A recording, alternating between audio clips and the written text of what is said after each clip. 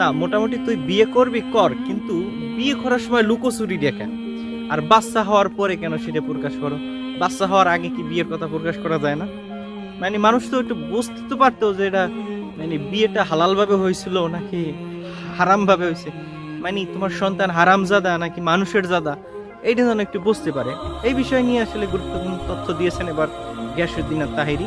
বিশেষ করে তোরা অকাম কর, সমস্যা নাই, কিন্তু তোদের বাচ্চাগুলো যাতে মানুষ হয়, তারা যেন সঠিক ব্যক্তির পরিচয় পেয়ে দুনিয়ার মুখ দেখে, বা তারা যেন জন্মের পর থেকে এটা শুনতে না হয়তো বাপ ইয়ে করছে, তোর মার তো বিয়ে হয় না, এর আগেই বাচ্চা হয়েছে। এই কথাটা একটা সন্তানের কাছে শোনার চেয়ে দুনিয়া থেকে মরে যাওয়া তার চেয়ে ভালো। এই কথাগুলোই আসলে গুরুত্বপূর্ণ কথা। এই কথাগুলো আসলে আমি বলি না, এই কথাগুলো বলেছেন আমাদের জনপ্রিয় বক্তা গিয়াসউদ্দিন তাহিরি। চলুন গিয়াসউদ্দিন তাহিরি এবার সেলিব্রিটিদের বিয়ে নিয়ে আর কি যে তথ্য বহুল কথাগুলো বলেছেন সেটা একটু শুনে আসি। আজকে তুমি ইচ্ছা করলে দুইটা বিয়ে করতে পারবা, আজকে ইচ্ছে করলে তোমার বহু বিবাহ করার সুযোগ আছে। হতে পারে তুমি সেলিব্রিটি, হতে পারে তুমি একাধিক বিয়ে করতে পারো, তোমার তৌফিক আছে বিয়ে করার। কিন্তু তুমি যদি তোমার একটা স্ত্রী রেখে আর একটা স্ত্রীকে বিয়ে করো, হ্যাঁ তোমার অধিকার আছে সেই বিয়েটি করার। তোমার যদি তৌফিক থাকে, তোমার সামর্থ্য থাকলে তুমি দুইটা বিয়ে করো, তিনটা করো, চারটা করো। কিন্তু যদি তুমি একটা কথা চিন্তা করে দেখো, তুমি যাকে বিয়ে করেছো তাকে যদি ডিভোর্স দিয়ে দাও, তার ঘরে যদি সন্তান থাকে, তুমি যদি তাকে ডিভোর্স দিয়ে সন্তানটা থাকা অবস্থায় ডিভোর্স দিয়ে আরেকটা বিয়ে যদি তুমি করো, হ্যাঁ সেখানে তোমার সন্তান হতে পারে। আরেকটা বিয়ে করলে সেখানে সন্তান হতে পারে। ডিভোর্স যখন হয়ে যায়, তোমার স্ত্রী আরেক জায়গায় বিয়ে বসবে, তুমিও আরেকটা বিয়ে করবে। কিন্তু একটাবার চিন্তা করে দেখো, তোমার সন্তানগুলো কোন পরিচয়ে তারা বসবাস করে।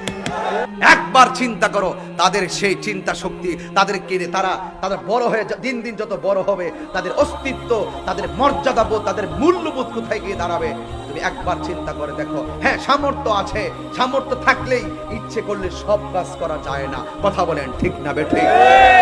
দিন শেষে আমরা বলতে চাই শাকিব খানের সমর্থন রয়েছে, তিনি একাধিক বিবাহ করুক, সেটা নিয়ে আমাদের কোনো সমস্যা নাই, কারণ এটা ইসলাম সমর্থন করে।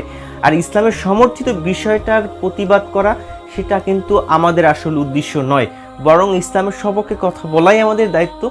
সুতরাং প্রত্যেকটা জিনিসের একটা নিয়ম শৃঙ্খলা রয়েছে, কেনই বা সেই নিয়ম শৃঙ্খলাকে উপেক্ষা করে তারা এরকম প্যাট বাজাবে, সেটা নিয়ে আমাদের প্রতিবাদের আসল জায়গা।